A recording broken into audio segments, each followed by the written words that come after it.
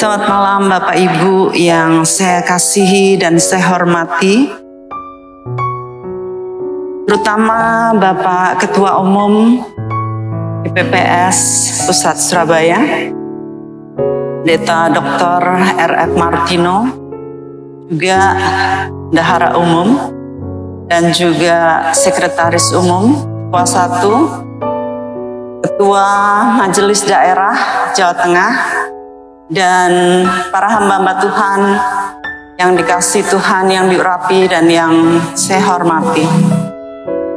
Juga kepada seluruh jemaat yang Tuhan kasihi yang ada dalam pengembalaan GPPS Mahanaim, yang dikasihi oleh orang tua saya, telah diperjuangkan sedemikian rupa. Terima kasih untuk kasih doa dan dukungan seluruh family yang ada di sini. Dan juga kepada saudara-saudara saya dan ponakan-keponakan yang mendukung kami semua di dalam melayani gereja Tuhan di sini. Juga kepada fasilitator fakulti dan murid-murid KCC Kingdom Community Center yang saya layani,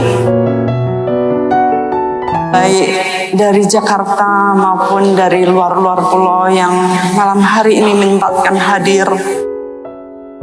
Bahkan saya dengar yang jauh dari Tentena pun terbang ke sini. Kasih banyak. Hormat saya pada semua orang-orang yang Tuhan percayakan lewat pelayanan ini. Juga kepada seluruh pelayan-pelayan yang beberapa hari ini melayani bersama, baik dari muka sampai belakang, dan juga yang saat ini mengikuti streaming video dari seluruh dunia. Kiranya malam hari ini anugerah Tuhan tetap menyertai saudara saat kami berduka. Saya ingin menceritakan sepintas saja, sebab jikalau diceritakan semua tidaklah cukup waktunya. Karena saya sering duduk sore-sore di teras dengan papi, dan saya mulai kuras isi historinya. Dan waktu beliau mulai bicara, saya mulai rekam. Dan banyak sekali nama-nama yang beliau masih ingat, jalan-jalan yang beliau masih ingat, dan saya kagum sekali dengan itu. Sebagaimana yang saya saksikan kemarin, sejak muda beliau gaspol, beliau sungguh-sungguh pelayanan gak ada henti. Dan jikalau kita melihat beliau bahkan minggu sebelumnya masih berdiri dan memberkati jemaat dengan mengangkat tangannya, itu adalah bukti seperti yang Pendeta Yefta sampaikan bahwa beliau mati di dalam pelayanan. Beliau waktu menyampaikan kisahnya, saya mengambil satu kesimpulan jawatan-jawatan yang Tuhan percayakan kepada beliau. Pertama, yaitu beliau adalah rasul. Kedua, beliau adalah gembala. Dan ketiga, beliau adalah guru. Rasul karena sejak masa mudanya saat beliau dipercayakan pengembalaan di cabang dari gereja di Kertosono, beliau langsung punya inisiatif membuka sekolah minggu, dan banyak sekali anak-anak sekolah minggu datang berkumpul. Lalu beliau melihat belum ada kaum muda, lalu beliau membuka lagi kebaktian kaum muda, dan banyak sekali juga. Lalu beliau buka cabang lagi di yang areanya bernama PG Lestari, pabrik gula. di Kertosono dan berhasil lagi. Lalu beliau membuka lagi di tempat yang namanya, baru saat itu saya juga tahu, Perak namanya. Dan beliau juga berhasil. Sampai pendetanya pikir kita pindahkan ke tempat yang terpencil, kita lihat apakah beliau juga bisa berhasil. Tapi saya yakin saudara, attitude dan mentality yang seperti Yusuf, dibuang, diperbudakan, dibuang dalam penjara, dia selalu berhasil. Dan itu yang saya lihat dari perjuangan papi kami di Bondowoso pun. Papi berhasil memulai gereja yang kecil. Dan kemudian waktu saya tengok ke sana beberapa belas tahun yang lalu, ada jemaat-jemaat lama yang bercerita kepada saya bahwa om sama tante itu nggak pernah ngambil persembahan dari kami. Hari-hari makannya cuman kangkung sama kelapa. Jadi kami yang inisiatif, yuk kita kumpulkan persembahan dari kaleng susu bayi. Dan mereka putarkan persembahan dan diberikan kepada papi mami. Dari Bondowoso, papi membuka lagi di Sumber Ringin. Dan pada saat itu jalan masih buruk, ditempuh 2 jam, jalan belum aspal. Dan waktu kami ke sana beberapa bulan yang lalu dengan koko saya, kami melihat medan yang tidak mudah dilalui. Pada malam hari gelap sekali dan mereka pulang pasti malam. Dan sekarang sudah ada aspal. Di sana berhasil, kemudian di tengah antara Bondowoso dan Sumberingin pun berhasil. Kemudian papi pindah ke Surakarta, Solo. Di timuran atau Noto Ningratan, papi pun membuka gereja yang kecil, dan itu nama jalan merupakan profetik dari Tuhan. Noto itu artinya menata, ning itu di, ratan itu jalan. Jadi akhirnya tiap minggu karena jemaat banyak yang berdatangan, mereka menata tenda di jalan. Setiap minggu harus lapor kepada lurah untuk menutup jalan. Dan dari Solo pun beliau membuka di cabang-cabang, baik di Telukan, di Banyuagung, di Gambirsari, di Teloyo, di Kebak Keramat, dan entah mana lagi itu yang saya ingat. Dan kemudian beliau harus pindah di tempat ini. Saya bersyukur melihat teladan beliau dan iman yang ditinggalkan kepada saya. Itu adalah bukti dari kerasulan beliau yang mungkin Bapak Ibu bahkan hamba-hamba Tuhan di pusat pun mungkin tidak begitu mengerti jalannya cerita beliau. Lalu beliau pengembalaan sudah terbukti, beliau mengembalakan domba-domba dengan setia. Dan di samping itu beliau juga mengambil bagian di dalam pelayanan nasional dengan menjabat sebagai PD dan MP yang mungkin ada 4 periode saya ingat. Dan saya ini yang paling suka nunggu papi dan nongkrongin papi kalau pulang dari rapat. Pap, gimana rapatnya MP? Yang dibicarakan, sehingga saya kenal nama-nama bapak-bapak pendeta yang senior seperti Pak Paulus, Zaitun, dan beberapa hamba-hamba Tuhan yang lain yang sudah dipanggil Tuhan seperti Pak Sumolan, Pak Poni Lembong, dan Zakaria dan yang lain-lain. Itulah pengembalaan beliau Sumbangsih yang luar biasa. Dan yang ketiga, sebagai guru, beliau mengajar di ST3, Sekolah Tinggi Teologi Tawangmangu, selama 10 tahun. Setelah itu GPPS Pusat membuka stas, beliau juga mengajar selama 10 tahun. Selama 20 tahun cukup untuk berkeliling menjadi guru, dan begitu banyak setiap kali saya ke pulau-pulau mereka berkata, "Kenalkan, saya muridnya Papa Anda," katanya. "Karena Papa,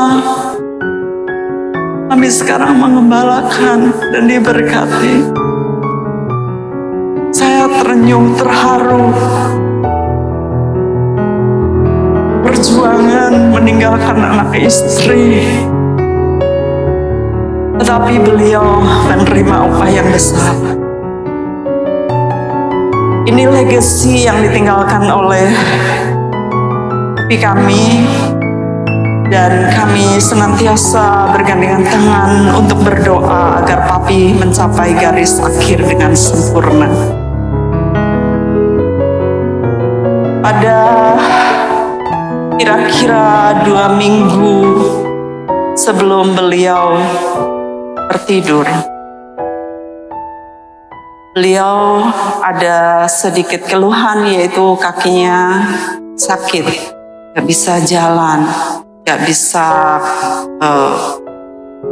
keluar dari ranjangnya. Lalu kemungkinan asam urat, dan kami sudah pikirkan bagaimana baiknya diantar, karena saya nggak ada di tempat. Jadi mereka-mereka yang ada di Solo, mereka berinisiatif untuk mengantar hari Kamis.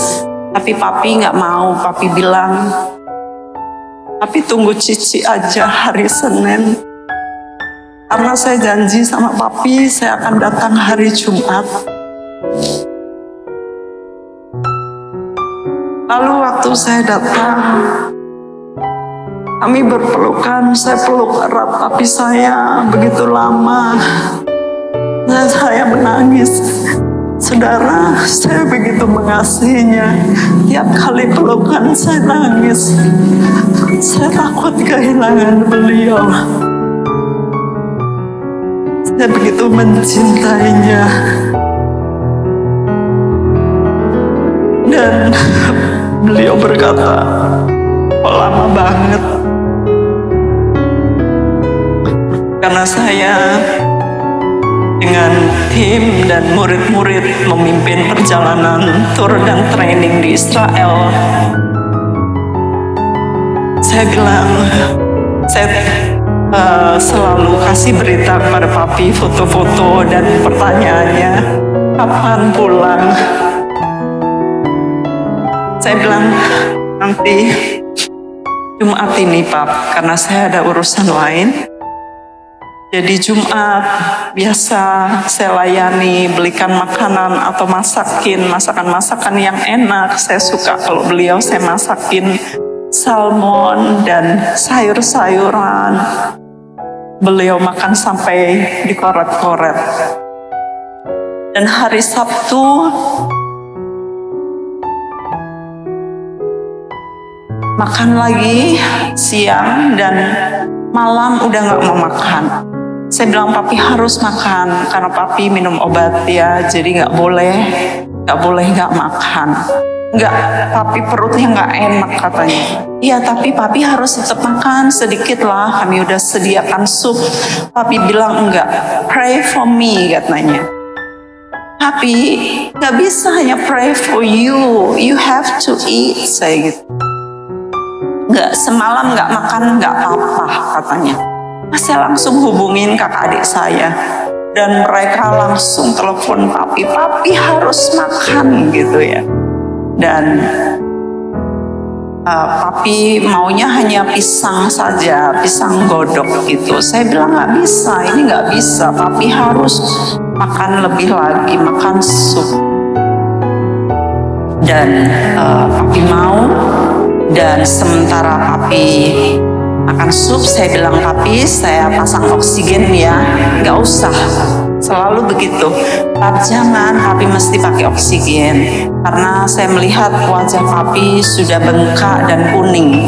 Dan ini sudah terjadi hampir 1 tahun yang lalu. Kami pikir waktu itu udah hampir lewat. Saya udah hubungin kakak adik saya semuanya karena beliau sudah lemas sekali. Tapi waktu itu lewat, dan ini juga kami tidak pernah menyangka. Tetapi saya melihat tanda-tanda pembengkakan jantung lagi. Jadi saya bilang, papi mesti makan ya. Kita akan segera ke dokter hari Senin, saya gitu. Lalu minggu pagi yang biasanya papi sudah siap, jam 6 sudah jalan-jalan, lalu jam 6:30 beliau sudah pakai kemeja yang rapi untuk bergereja. Dan jam 7 biasanya kami sediakan beliau makan dan kami doa makan bersama. Beliau rupanya tidak pakai pakaian resmi. Beliau nunggu di teras, nunggu saya keluar, dan beliau berkata, Meg, papi nggak bisa ikut ya. Oh nggak apa-apa papi istirahat saja. Papi ditungguin salah satu staf saya bilang, udah nggak usah ditungguin, udah dia pergi aja, jangan begitu, papi mesti ada yang tunggu. Papi makan ya, papi pakai oksigen lagi ya. Lalu saya kesini dan seperti biasa laksanakan tugas surga. Saya berdiri, waktu saya berdiri di sini, saya akan ajak jemaat berdoa. Saya nangis sampai gak bisa ngomong, gak sulit bicara. Tapi saya gak pernah nyangka apapun, hanya ya berdoa untuk Bapak Gembala. Lalu setelah ibadah, karena jemaat ini banyak yang menanti, saya sudah pergi 3 minggu dan mereka ngantri. Ada yang minta dilepaskan, ada yang ngasih jimatnya untuk dibakar, ada yang datang untuk konseling dan sebagainya. Ada bimbingan pranikah, ada pertunangan sorenya harusnya, dan macam-macam. Jadi saya pikir saya lanjut dulu untuk melepaskan 1 orang. Dan setelah selesai saya ditelepon staf saya, katanya, Om jatuh. Saya langsung bergegas ke rumah dan saya melihat papi udah terkapar. Dan kami coba untuk push jantungnya, dan saya CPR berkali-kali. Saya hembuskan nafas ke mulut papi dan saya katakan, papi kuat, papi bisa, ayo papi bertahan, saya berkata. Dan tadinya kiranya udah gak ada karena tangannya udah dingin, saudara. Saya bilang, ayo papi. Dan kami kasih minyak urapan, dikasih minyak kayu putih, lalu saya minta agar sediakan jarum pentul, agar semua jari-jarinya ditusuk agar darahnya keluar. Plus juga daun telinganya. Lalu rupanya ada pergerakan gitu ya. Saya coba, saya pikir papi ini beneran gak berasa gak sih? Soalnya ditusuk-tusuk gak berasa apa-apa. Di telinga ditusuk berkali-kali enggak namanya au gitu, enggak. Jadi saya pikir saya mau coba bercandain ya. Karena saya mepet gitu, papi jatuhnya pas pinggir, saya CPR-nya sampai pegel karena ini kecil sekali ruangannya di mana beliau jatuh. Dan saya bilang, Pap, minggir Siti opo oto, saya gitu, agar papi geser. Papi bergeser, Bapak Ibu, sampai kaget semua kami. puji Tuhan. Saya bilang panggil ambulans. Dan ambulans datang, diperiksa saturasinya masih ada 68. Langsung dikebutkan, dan dalam perjalanan itu saya lihat saturasi menurun sampai di bawah 20. Waktu saya lihat di bawah 20, saya langsung teriakin itu saturasi naik. Dan betul waktu saya bilang naik, dia naik sampai 35. Dan di 35 kemudian mobil ambulans berhenti di depan ICU Hermina dan dilarikan masuk. Waktu diperiksa, tapi sudah pulang. Well, akhirnya kami berpikir memang kita berusaha, manusia berusaha, tetapi Tuhanlah yang menentukan, dan ini saatnya tapi menikmati upahnya di surga. Walaupun hari-hari ini saya berapa malam tidak bisa tidur, hanya air mata yang menetes. Saya nggak kebayang duduk di sini tanpa papi. Yang saya selalu duduk di belakang papi.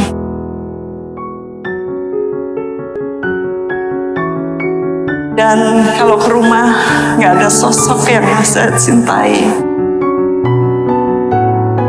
Tapi saya tahu bahwa Tuhan punya rencana, dan Dia telah memanggil kita semua untuk melayani Dia. Dia akan meneruskannya dan menyelesaikannya sampai hari Kristus Yesus. Sebabnya malam hari ini saya minta dukungan doa bagi kami semua lewat para hamba Tuhan senior yang sudah lama bergelut sepak terjang di dalam pelayanan, agar mendoakan kami dan secara khusus saya yang masih sangat ingusan dalam pembalaan. Saya berkata kepada Tuhan 2 tahun yang lalu waktu adik saya meninggal.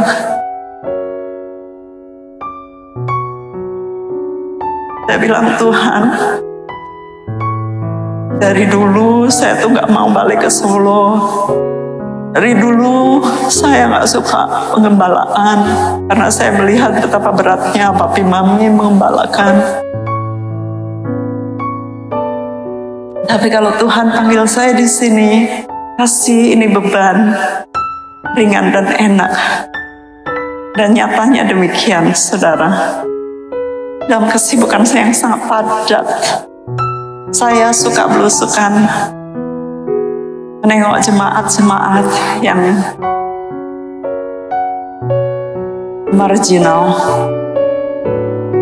Saya mengasihi mereka, berdoa, berbeban dengan mereka. Dan kalau ada yang sakit, seperti kita tahu bagaimana gembala, saya langsung lari dengan mobil untuk ke sana. Bahkan mobil yang besar saya ganti yang kecil supaya saya bisa masuk kampung, karena bayar rumahnya di kampung-kampung yang kecil. Dan memang beban itu ringan dan enak. Tapi sekarang tanpa papi, saya mohon doanya dari Bapak Ibu semua, dari rekan-rekan yang hadir malam hari ini, dari KCC Family, dan teman-teman saya, teman-teman SD yang hari ini juga hadir. Terima kasih untuk kasih kalian.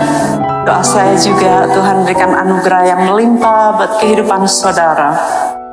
Mana Tuhan panggil saudara, situlah kita jadi terang. Shalom, selamat pagi Bapak Ibu, saudara-saudara, keluarga, dan para pejabat-pejabat di PPS Pusat. Nama Bapak Ketum Dr. R.F. Martino, dan juga Bendum Sekum, Ketua MD Jateng, dan Ketua 1 Pusat, dan yang lain-lain yang saya hormati yang tidak dapat saya sebutkan namanya satu persatu. Juga seluruh rekan-rekan hamba Tuhan yang pagi hari ini hadir di tengah kami semua untuk melepas tapi untuk tidur sebentar saja sebelum nanti saat sangkakala berbunyi mereka-mereka bersama dengan Papi yang tertidur akan dibangunkan dan dibangkitkan. Terima kasih untuk firman yang disampaikan yang adalah sebuah definisi dari apa yang Papi sudah lakukan selama hidupnya. Bahkan kemarin waktu ada hamba Tuhan datang dari GPPS Malang, saya temui rombongan 12. Salah satunya berkata, saya ini pindahan dari Solo. Dulu saya muridnya Ibu Beni dan Pak Beni. Waktu mereka belum menikah, mereka bergereja di Gebis Kepunton. Saya adalah youth yang waktu itu dengar khotbah-khotbah beliau katanya. Untuk itu saya makin terharu lagi. Lalu salah satu murid di KCC, dia mendekati saya, dia bilang, boleh nggak Bu, saya minta suami saya datang ke Ibu, mau bicara. Iya. Jadi waktu Ibu kemarin bilang bahwa Om Beni ini berasal dari Kertosono dahulu pelayanannya, dia baru ingat bahwa bapaknya dulu dari seberang Kedar dimenangkan oleh Papi dan menjadi pendeta hamba Tuhan, dan sekarang anaknya menjadi hamba Tuhan juga. Istrinya sekolah Alkitab di Tawangmangu dan diajar oleh Papi juga. Saya tahu ini hanya segelintir kesaksian yang bisa kembali kepada kami, kepada saya. Sehingga bagi saya legacy yang ditinggalkan oleh Papi kami begitu berharga.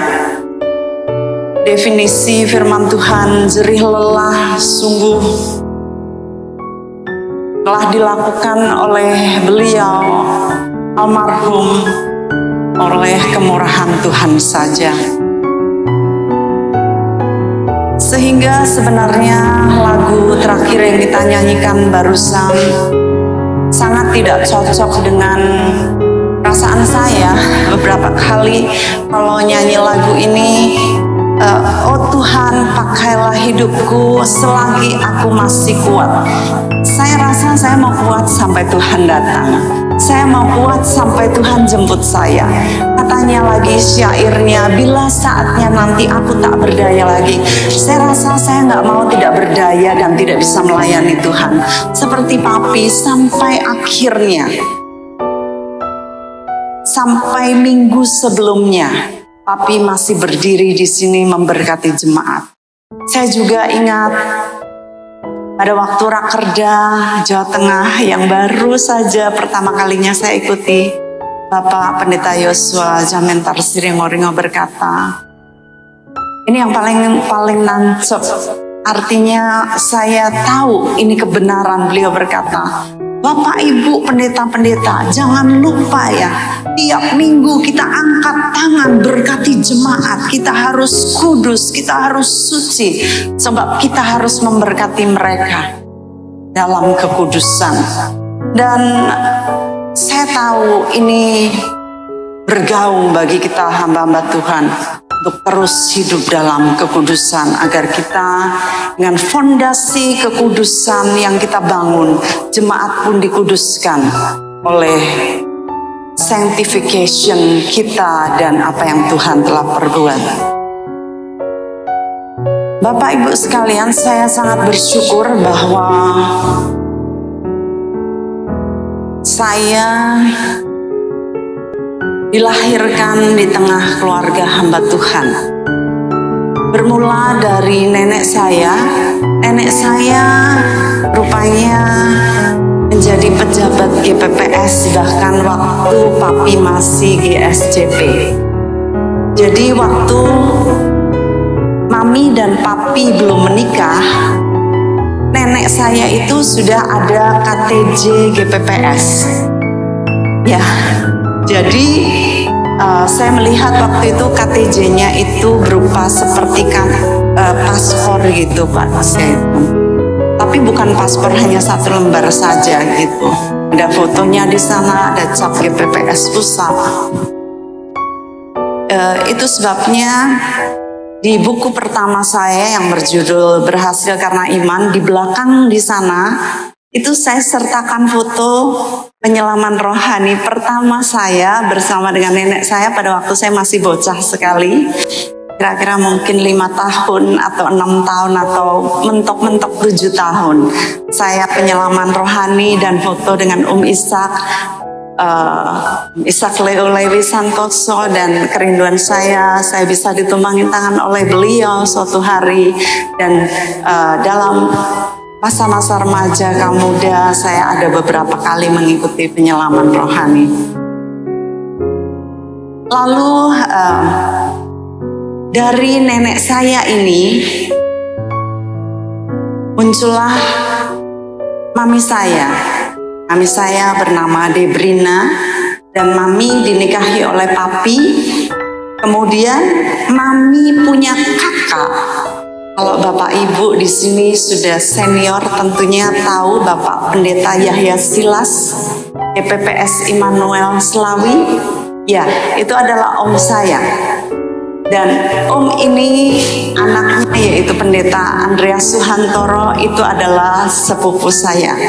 Dan mereka punya anak yaitu Nike yang menikah dengan Niki Savendra. Mereka adalah keponakan saya. Jadi kami dibesarkan dari keturunan hamba Tuhan. Lalu dari kakak papi perempuan menikah dengan seorang pendeta juga yang di kampung Sewu sini. Beliau juga anak-anaknya sekarang meneruskan. Anaknya satu Pendeta Anton meneruskan. Dan kemudian saya lagi cari-cari siapa lagi. Lalu akhirnya mami saya dipanggil Tuhan dan papi menikah dengan mami Sri Nurbani, yang kemudian salah satu dari anak mami Sri Nurbani yaitu adik saya Pendeta Dani Pranoto juga melayani Tuhan. Jadi kami dikelilingi oleh hamba-hamba Tuhan, generasi pelayan-pelayan Tuhan. Dan saya selalu berkata begini, saya disekolahkan Tuhan sampai ke luar negeri, di mana-mana memperoleh titel-titel dari luar negeri, tetapi pusat dari teologi yang saya dapatkan adalah di lutut nenek saya. Sebab waktu saya tinggal dengan nenek saya, beliau itu pagi saya lihat berlutut. Jadi saya ini kecil-kecil diajar untuk berlutut doanya. Sampai di sini saya suka berlutut. Sampai sekarang saya suka berlutut. Itu sebabnya saya punya tongkang, saudara ya. Kaki saya kapalan, dengkul saya. Saya suka berlutut dan saya diajarin waktu saya masih nggak teteh, waktu pelo. Tuhan Yesus Bapa di surga, cus gitu ya. Dan saya melihat beliau ini 2-3 kali sehari bersyafaat. Dia sebut nama satu-satu semuanya. Kok nggak bosen-bosen? Nanti siang dia ulangin lagi berlutut dengan pakai sarung. Lalu lagi nanti malam. Sehingga mau tidak mau itu deposit di dalam roh saya. Sehingga saya menyukai hadirat Tuhan. Itu sebabnya sekalipun saya berada di luar beberapa tahun. Mereka kenal saya sebagai pendoa. Dan saya suka akan itu. Orang kalau cari saya, mereka bilang gampang. Cari aja di tempat doa. Karena saya akan bawa jari saya, lalu saya yang gak terlalu seni, gak tahu nempel-nempelin, saya pakai peniti dan pakai tali rafia, gantungin dan bikin ruang maha suci sendiri untuk ketemu Tuhan. Dan akhirnya saya dibesarkan oleh papi mami di sini. Dan papi mami, oh my, luar biasa. Mereka latih dan didik saya seperti militer. Kami dipaksa untuk baca Alkitab Perjanjian Baru. Waktu itu kecil, warna biru. Kami ditarget untuk baca firman untuk habis. Nanti sebelum makan harus, sebelum tidur harus ada pasal-pasal. Dan seterusnya, sampai kami bilang, sampai kapan ini kami tinggal di rumah Tuhan seperti ini? Pada waktu itu tentunya kami tidak suka dengan hidup seperti itu. Dan ternyata itulah yang menjadi fondasi lagi, fondasi berikutnya bagi saya untuk membangun iman di atasnya.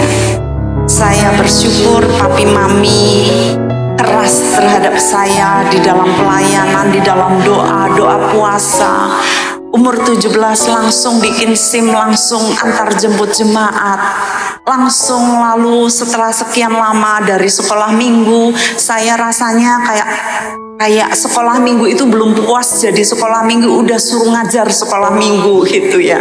Sampai saya istilahkan saya itu udah jadi apa-apa, bikin drama, jadi Maria, jadi keledai, jadi setan, jadi semut. Semuanya saya lakukan gitu. Sampai saya diserahin salah satu gereja cabang yang dibuka papi, yaitu di Timur Kali Bengawan Solo, Wetan Kali Bengawan Solo. Saya membalakan mereka, orang sudah sepuh-sepuh. Dan saya harus bahasa kromo inggil, saudara. Yang mana itu kayak bahasa Jawa sama bahasa Prancis bedanya ya. Panjenengan gimana ya?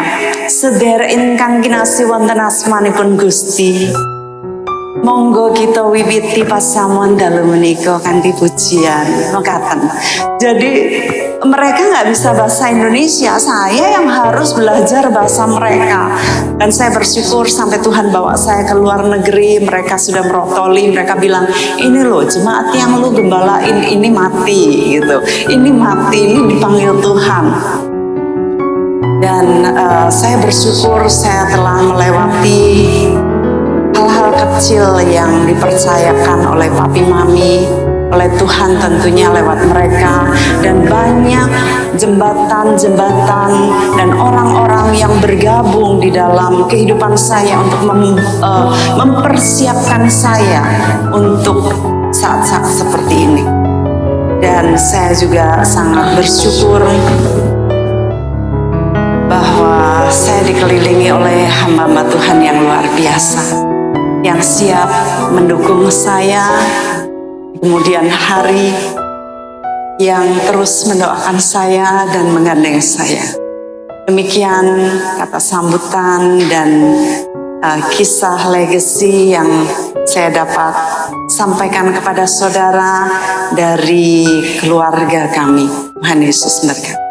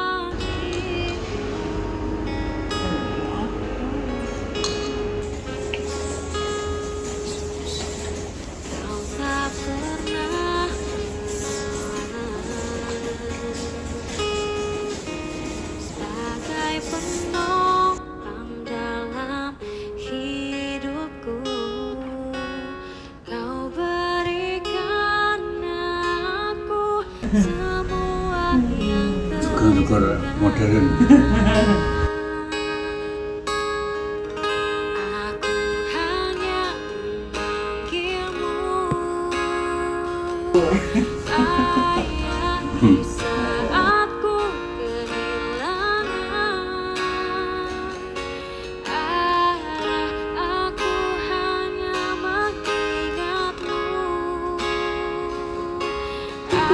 Dek Minggu itu kan papi kan lama doa nih, itu kenapa sih? Doanya lama. Nah, doa terus ngadep lama gitu loh. Kenapa sih? Apa ya ini papi mikir bingung atau apa gitu loh.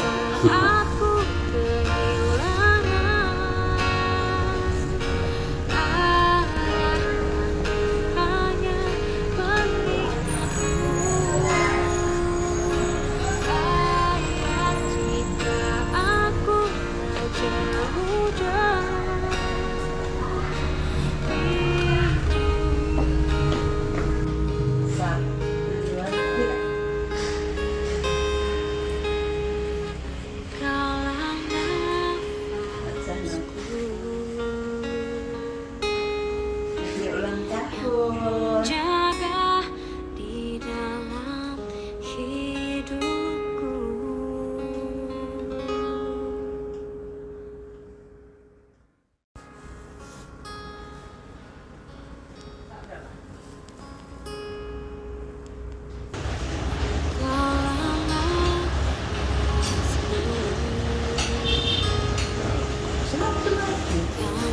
Jaga Itu sih.